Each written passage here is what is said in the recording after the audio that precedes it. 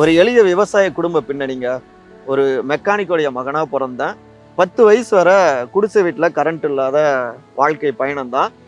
இன்னைக்கு பெரிய பெரிய அதிகாரிகள், அமைச்சர்கள், முக்கியமானவர்கள் மதிப்பு கொடுக்கக்கூடிய அளவுக்கு உயர்ந்திருக்கன்னா அதுக்கு முக்கியமான காரணம் கல்வியும் பத்திரிகை ஊடகத்துறையும் தான்.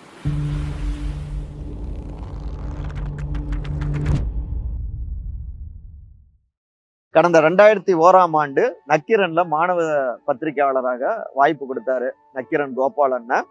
அப்புறம் சின்ன சின்ன இலக்கிய பத்திரிகைகள்லாம் பணியாற்றிட்டு 2005ல மறுபடியும் ஈரோடு ஜீவா தங்கவேல் அண்ணன் மூலமாக நக்கீரன்ல சேலம் மாவட்டம், நாமக்கல் மாவட்டத்துடைய செய்தியாளரா பணியில சேர்ந்தேன். நக்கீரனை பொறுத்த வரைக்கும் நிறைய புலனாய்வு செய்திகளை, குறிப்பா கட்ட பஞ்சாயத்துக்கு எதிராக, கூண்டாயுசத்துக்கு எதிராக, நில அபகரிப்புக்கு எதிராக, இப்ப வெளிநாட்டுக்கு தப்பி போயிருக்கிற போலி சாமியாருக்கு எதிராக பல செய்திகளை, போலி என்கவுண்டருக்கு எதிராக பதிவு செஞ்சிருக்கேன்.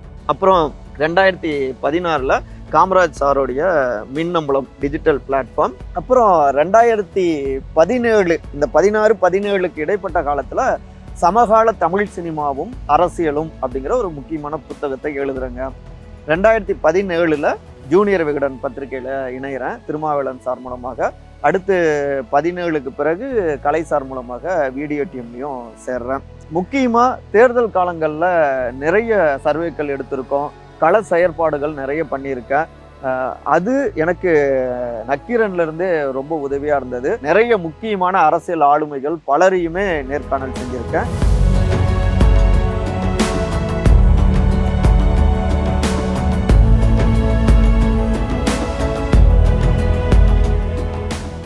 இப்படி நிறைய களத்துல பயணிச்சதப்ப நிறைய அனுபவங்கள் கிடைச்சிருக்கு.